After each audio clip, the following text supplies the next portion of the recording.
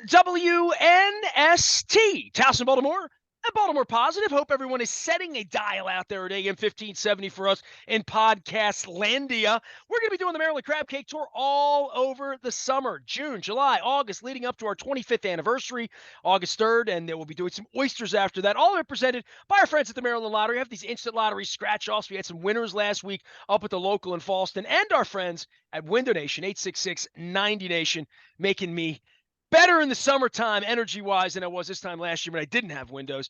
This guy has came into my life in the last 2 decades, but was in my life as a very young man. I want to say a child, but I don't want to date him too much. But I read his work many, many times in all sorts of places in and around the Yankees and in and around the American League East. He spent plenty of time at Memorial Stadium back in the day.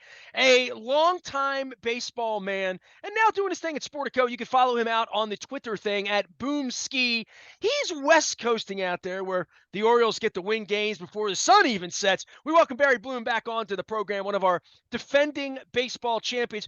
Barry, I was going to hit you in March for spring training and say, then it's April and we had all the Lamar Jackson stuff here and the team got off to a good start. I'm like, we're all watching more baseball. I had no idea I was going to find you Memorial Day and the Orioles are going to be like the greatest story in baseball so far this year. Yeah, well, they're kind of like the polar opposite of the A's at this point, considering where the situation is in the game. The Orioles are a great start. Well, these are always uncomfortable situations when these teams move, right? Like the Orioles still very, very much, and Baltimore feel the effect of the Montreal Expos demise, that they circled the drain for so long. They were going to San Juan and playing games in all these places. This Oakland situation, and we don't have a lease here, Barry. I want to continue down those lines that the owner does not have a lease here. Watching what's happened here, you've covered the sport your whole life. I'm assuming you weren't there when the Senators left Washington, right? I mean, like you've covered this your whole life, and contraction, all of these things that have happened. Other than the Montreal situation, they don't move baseball teams. No, I mean, this is my 48th season covering baseball, believe it or not. And I started in the Bay Area. So it seems like between the Giants and the A's, my entire career has basically been around their stadium situations. Obviously, the Giants, were finally settled after 20 years in 2000, and the A's are still ongoing. So it just seems like my entire career has been filled with their problems on where to build, how to build, who's going to pay for it. No, I was not around. I was still in college when the Senators moved to Texas, but I was knee deep in the Montreal Expo move down from Montreal to Washington and the building of the new stadium down on the Navy Yards down there. So yeah, that was a pretty extensive following, and I'm really not sure what happens with the A's at this point, whether they move to Vegas, whether they move somewhere else.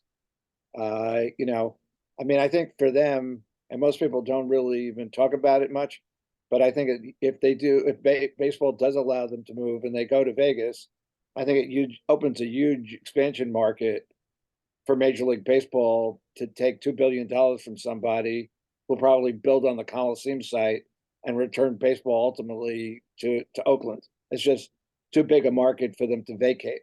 And I just don't see them ceding the entire market to the Giants. Has it ever been any good? I mean, I was going to ask Jim Palmer when he was playing against, Catfish in 73 and 74. I was at the games here, and I was a little boy. I was 5 years old. They were the first team I hated, the Oakland A's, right? Because they were great. And they had Reggie, and they had Bando, and they had Campy, and, like all those players, Rudy, all of that. And they were the original sin of Charlie Finley being a cheapskate and trying to sell the players off. And that's probably in the beginning of your career, that the Bowie Kuhn, all that stuff that happened. And I think about Billy Ball. I think about even the Bay the series back in '89, like all of the things that happened. I think they're sort of the Tampa Rays, sort of grown up 50 years later, right? Like they were sort of brought out there in the middle of the night by Finley to begin with, and they were always a little bit of a second citizen, even when the Giants couldn't get out of their own way in the '80s. Well, I mean, comparatively, I mean, as you point out, I mean, the A's in the early '70s won 3 World Series in a row. I think they're the only other team in baseball history to do that beside the Yankees. Then, when Finley sold off to the Haas family, they built it back up very quickly. And you had, as you said, Billy Ball and Ricky Henderson and Armas and a great pitching staff, and they went to the playoffs. Then when, Controversial pitching staff, I might add there, huh? about controversial, they did. Heo and McCaddy and some of those guys that blew their arms out, man, they may feel differently about things, huh? I don't know. I've talked to McCaddy about it and wrote a column recently when he was still the Nationals pitching coach. And he said that he never hurt his arm. He said he slipped in a bathroom and hit his elbow on the floor, and that's how he blew out his arm. But yeah, I mean, the A's in 1980 had something like 93 complete games, and I personally sat in on 14-inning complete games at the Oakland Coliseum. I mean, Billy didn't have a closer, and he didn't care. He was going to blow these guys out. But they were good in '80. They went to the playoffs in the split season in '81. Lost to the Yankees in the championship series. Then Steve Schott and Hoffman bought the team, and you go into the Billy Ball era, and they were constantly in the playoffs and close every year. They were drawing 2.5 million to the Coliseum. At the same time, the Giants had were relocating into the ballpark down on McCovey Cove, and both teams were thriving. So I mean, I think the whole controversy of the Giants and A's circled around, how and when did the A's cede the Santa Clara County to the Giants and never took it back, and why it happened, and why the Giants were able to block them from moving and building down in San Jose. That's really the crux of the whole story. And the Giants continue to this day to own, under the auspices of Major League Baseball. It's codified in the Major League agreement that they have the rights to that county, and it's the only one of the split team cities where counties are actually mentioned in the agreement. The other ones, New York, Chicago, L.A., they split the counties down the middle, and they have ownership of of the entire area. This is Well, Angelos just took the television. That was the way to do it here, right? Well, Angelos claimed that he had rights to the Washington area, which he never had. And for whatever reason, Bud kowtowed to him, and they basically, gave them the share and running of Nasson, which is still a problem now. Yeah, I was going to say, how did that work out? Yeah, so I mean, but that was the way they justified moving the Expos into the Washington area, even though people in Major League Baseball admitted that Angelos did not have any rights to the Washington area. He just said, well, we draw fans from down there. Well, great. I mean, if you had put like a decent team on the field every year in Baltimore, it wouldn't have mattered if there was a team in the Washington area. They just let the team fall apart. And now, after a long last, and once, Showalter left and that bottomed out, now they've gotten through that era and they're starting to come back again by drafting good talent. And they are where they are with a $55 million payroll. I mean, it's incredible. I was doing the math the other day on a Red Sox story, and the Blue Jays, Red Sox, and Yankees have $600 million combined in payroll. The Rays, who are leaving division, is $65 million. The Orioles are in second place, $55 million. On that day, like last weekend, the Red Sox were like 28 and a half games, out of combined out of first and second place. So I mean, it's like, what happens? How do you justify it? How do you quantify it? It's just, baseball doesn't really play to the amount of money that you spend. It's not going to mean you're going to put the best team on the field and that team is going to win. I mean, and you're seeing it right now where, the Yankees, are starting to come back. The Mets are starting to come back, but struggling. The Padres are third in the league in payroll at 250 million, and they're having a god awful season so far, and then just lost their TV rights. So I mean, it's like the sport's awash in problems at this point. But I don't remember a time where it wasn't. And I would say to you, that there've always been problem franchise. And I go back with Oakland to like they were going to move to Denver back in the day, right? Yeah, So all and the Padres were moving to Washington at that time. They made baseball cards in the 70s with all this stuff. But right. but for me, the Oakland thing as the current dumpster fire. I mean, this thing here in Baltimore's been a dumpster fire forever that nobody's even attended to. It was like we just don't see it. At some point he'll die and we'll figure it out. He's still not dead. They still haven't figured it out. They were so bad so long that they wind up getting Rutschman. They wind up getting these players. And then, and this is where I am at this point because it's coming back. People are going back to the games. The city has been on the struggle for a long, long time, and people are getting back to afternoon games now. People are coming down. Kids are coming. They did the Baltimore jerseys and the City Connect. They did all of this stuff. But I keep thinking to myself, is this short-lived, right? Like you mentioned the Buck Showalter. It wasn't that long ago, but they didn't grow through that era. That once it was over, it bottomed out. Sponsorship, fans, people going to the games. They didn't grow the Oriole brand. It feels like this is a from scratch thing again, where it's Well, Rutschman and Henderson. Like it's I a think bunch of I young think guys. I think the problem during the Showalter era was that eventually, Danny and Showalter got to loggerheads, and they essentially weren't even talking to each other by the end. And it was like Danny went to Angelo's. He wanted to fire Showalter. They said no. He's under contract. Deal with it. They couldn't deal with each other at the end. And when you have that kind of dysfunction, it's going to affect the whole team. And that's what happened. And then once you got through all of that, now you are where you are right now. But I'll tell you the difference between the A's and the Orioles is the fact is that you still have Camden Yards, and it's a beautiful ballpark. They've upgraded it. They've spent money on it.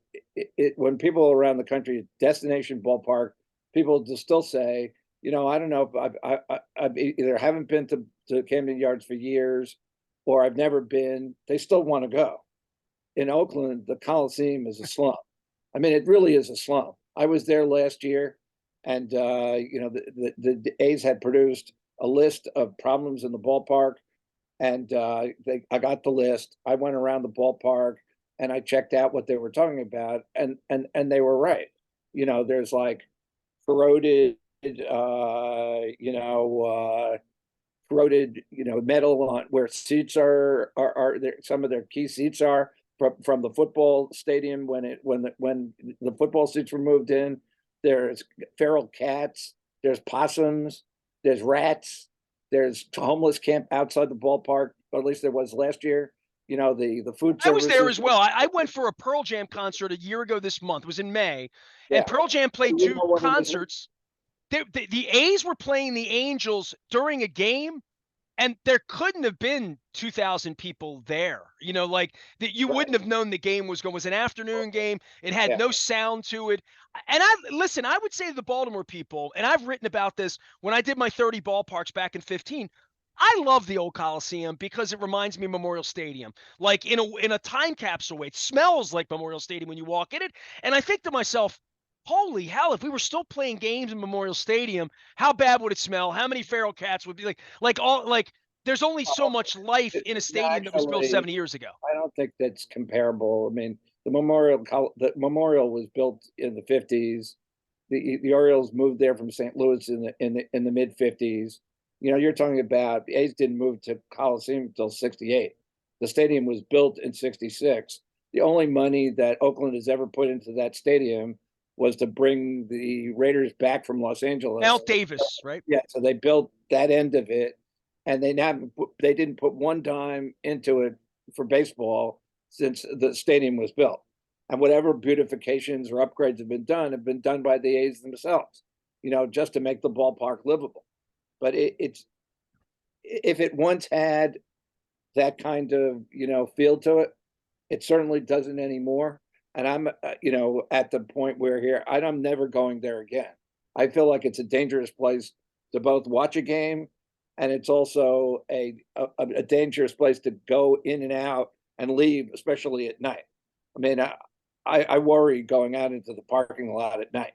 And if you're a female fan or a sports writer or whatever, you really have to be concerned. Somebody really needs to walk you to your car, and who wants that?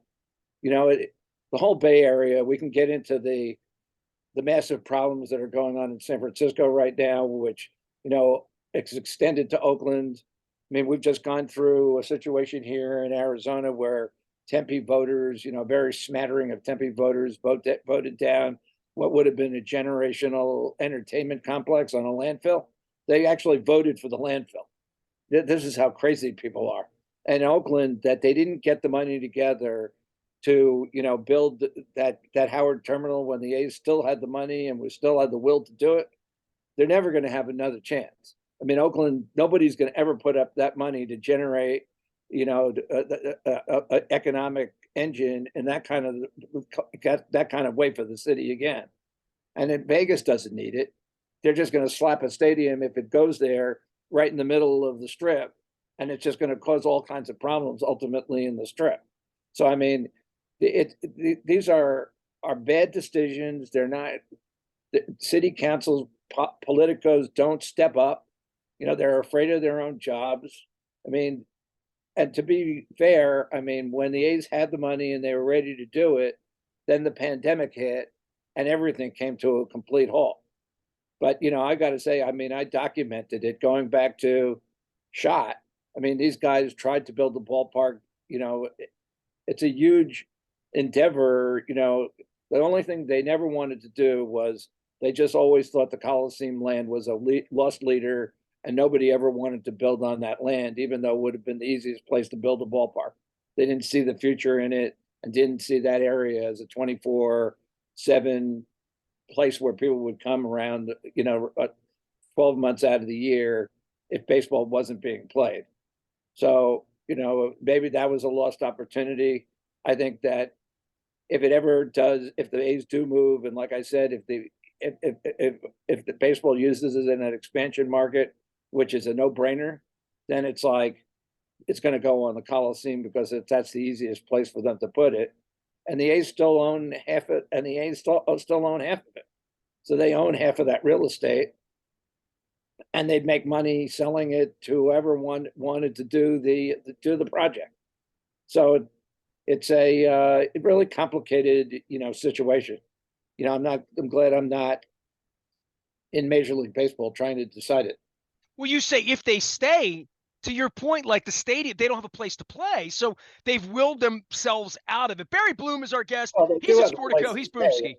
Good. Yeah, I mean, they have a lease to play at the Coliseum for at least another year. They can play at the Coliseum ad infinitum until something gets built. It's just, okay, at some point, when does Major League Baseball step in and say, this is not a safe place for the players. It's not a safe place for the fans, like they just did with Milwaukee. They just told the county of Milwaukee, you need to put $400 million into this stadium, which is only 20 years old, to like upgrade it to where it needs to be to continue to have baseball here. They never went to Oakland and said, the Coliseum Commission, the A's, the other group that's involved in this, you need to put X amount of dollars into this, or we're not going to continue playing baseball. We'll move it to San Francisco for a while until you figure it out. So, I mean, they have to figure that out, even for the short term. Some money has to be spent on that if the A's are going to wind up staying in Oakland. And I don't think it's a, until I see documents sealed and everything, and Fisher really committing to put some money into Vegas, which he never did in Oakland. I want to see that. And when they do that and they actually announce a deal and Major League Baseball approves a move, then I'll say, okay, the A's are gone from Oakland. But right now, I still think it's far from the truth. Sometimes I think there's no bottom with any of this stuff. The Montreal thing felt like it went on forever. Meanwhile, the glacial pace that baseball moves at to get the DH to the National League, all of these things, interleague play still feels 5 minutes old and it's 30 years old now. The pace of play and the shift and the runner on second base and these newfangled rules that I'm sure an old guy like you and an old guy like me to get off the lawn, guys, how do we do all this? In my town, at least over the last 8 weeks since the team has gotten better, the team has blossomed. the one thing that I hear from everyone is we're enjoying the games more. They're starting the games at 6:30 here in April and May. The games are over at 9 o'clock at night. And Baltimore has a reputation like Oakland where you feel like, is it safe to go downtown? I lived downtown for 20 years. I don't want to say it's safe or not safe. I'm saying I've been comfortable with it. I'm comfortable with it getting better. But all that being said, all the conversation around baseball this year, other than the last 20 minutes about Oakland, has been very positive in regard to they finally are trying to make their game better. They're finally they're trying to package their game to make it more appealing. I don't love the runner on second base in the 10th inning, but it gets the games over. And if that's ultimately what they're trying to do, the shift thing, the game had gotten crazy with players on one side of the field. It changed the game, but the pitch clock and the pace of play, I mean, that's the one thing I can say in all of these years I've known you and doing this. I can say, man, they improved it because I can't think of many things they've done over my lifetime to say they've really made it better. Well, if you go back to the days you're talking about, and you're a lot younger than me, I'm 71, but the pace of the play was like this without all this paraphernalia, and you didn't have to worry about it. It's twofold. I blame the shifts and on the analytics departments.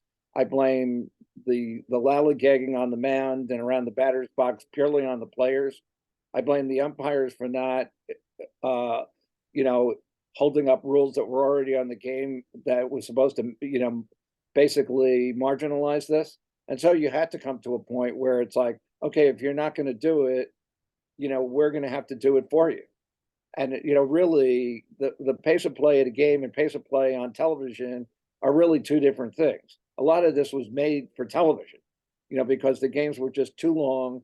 People were not going to watch 3.5 hour games on television. Now, 2.5 on television is reasonable. At the ballpark, it creates maybe a quickness to it. I've heard from fans that, you go for a beer and you miss half the game. There are things that have to accommodate that. So it's a much quicker game. And, to your point about, Camden Yards, I mean, the other facing side of the ballpark, not the harbor side, is a pretty bad area. So, I mean, so you're dealing with a ballpark that was built at a time 25, 30 years ago. You didn't foresee what was going to happen overall to that whole neighborhood, but it's still a gem, and it's still a fun place to go to the ballpark. And I think you're right. I mean, people are happy about shaving a half an hour off the games. I've seen many a game that has gone 2 hours and 45 minutes or 2 hours and 50 minutes that last year would have been 3 hours and 50 minutes. And nobody needs to spend 3 hours and 50 minutes at the ballpark.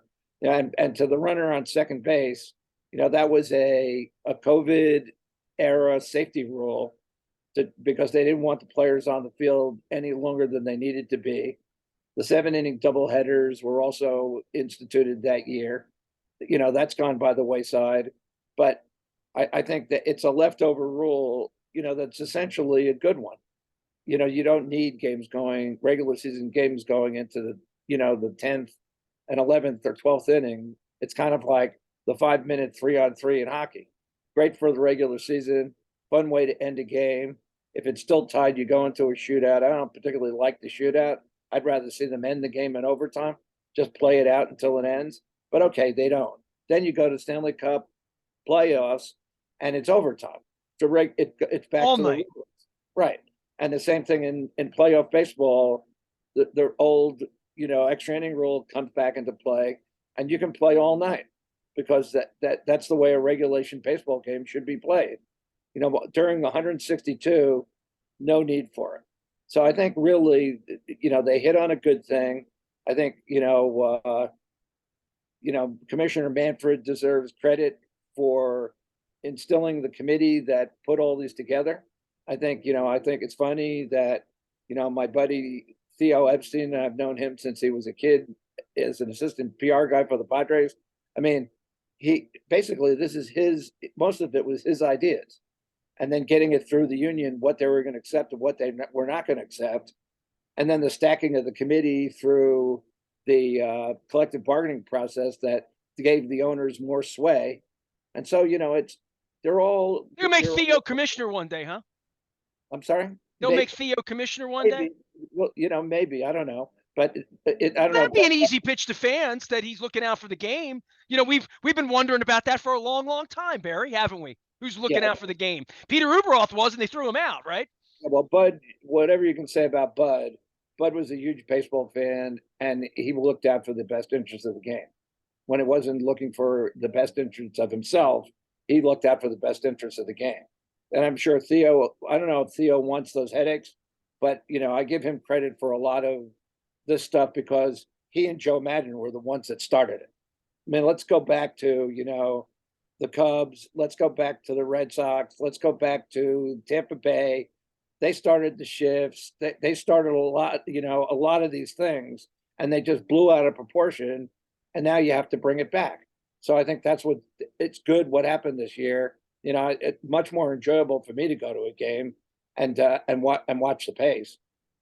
Barry Bloom is here. He's watched a lot of baseball, as much baseball as anybody we have on the program. You can follow him out at Boomski. He is out in the desert, living his best life, watching baseball out on the West Coast and admiring the Orioles from afar. We could sit here and discuss the problems of television, regional run, like all of the problems of baseball. What do you think's good about baseball, Barry? What do you still love about it right now? I just think that the talent is phenomenal. I mean, you go around the league, up and down rosters. I mean, but even if you look at Otani doing what he's doing and Judge doing what he's doing, and all your young players. I mean, the Diamondbacks have a very similar team to the Orioles right now, where they built through the farm system. They've got a young, fast team. They've got this kid Corbin Carroll. I mean, if he gets on first base, he's going to wind up on third base. Well, the Yesterday, pickoff rules changed the speed part of the game. It's like everybody's playing like the 82 Cardinals now, really. well, I thought it would have more profound effect, but the way they adjusted to that was they're just not throwing over to first base anymore. So I mean, and the catcher throws behind a runner at times. So if you don't throw over to first base, the player can't take advantage of that rule when you get to the third time. I mean, sometimes if you watch it, maybe in the course of a game, you'll get two pickoff throws in the entire game. That's another way the game is really sped up, because in the past, when you had 4, 5, 6 throws over to first base, okay, enough is enough already. So yeah, but I think Carroll is about as fast a runner as I've seen in the game since Deion Sanders. And yet yesterday, he walked, stole second, stole third, and scored on a sacrifice fly. I love, the fact is that I laugh all the time. Torey Lavello out here, I said, hey, I love that small ball. And he goes, I know you do. And you play to what you have. Too many times people run teams, whether it's general manager, baseball ops, the manager, they try to do things that are not appropriate for the talent they have. When you play and you're appropriately running the team to the talent, you can have a lot of fun. So like the Orioles right now are in second place. The Diamondbacks are in second place. In the West, the Dodgers are they're not as powerful as they've been between injuries and all the guys. They let $100 million worth of players go. It's funny. I was watched the Red Sox out here in San Diego and Arizona this last couple of weeks, and there's half the Dodgers are on the Red Sox. It's and I asked Lavello that. I go, "What's it like to see half the Dodgers on the Red Sox?" He goes, "Yeah, there's one guy who's still in the Dodgers that I wish was still there." Talking about Mookie Betts, it was a great answer. But it's like, so the Dodgers, the Padres are underperforming. The Giants are what they are. And so the Rockies are bad, but the Diamondbacks could wind up much like the Orioles playing for a playoff spot. And as we saw last year with this new round of playoffs, anything can happen. You win that mini round, even if you have to go on the road, you win it, and then you get into the next round, and you could do damage like the Padres and the Phillies did last year, getting to the NL Championship Series, and the Phillies going to the World Series. Nobody expected that. I mean, I saw the Padres in Milwaukee and the Phillies a lot in September and in August, and they were god awful. I'm going, this is a good advertisement for why we shouldn't have expanded playoffs. Then they get in, the Padres get by the Mets, the Phillies get by the Cardinals. the Padres catch the Dodgers flat-footed for the only time in the last 10 years. That They're was back. fun, by the way. I'm a closet Padre fan, so like, and especially they stink again this year, and they're never going to really thrill their fans on behalf of the late great Tony Gwynn. But it was fun while it lasted. Yeah, I'd like to see them win the World Series before I die, but I'm not sure that's going to happen. On behalf, my Aunt Jane's been dead 20 years, and I still want them to win it for her. Just in her honor. Yeah, Barry, it's always great talking baseball with you, and I guess we could go on all night about all of these things, but we will. And the good news is here, and I've said this over and over again. Despite being thrown out for 17 years now by the Angelos family after having a press credential for 21, I'm still here doing my thing.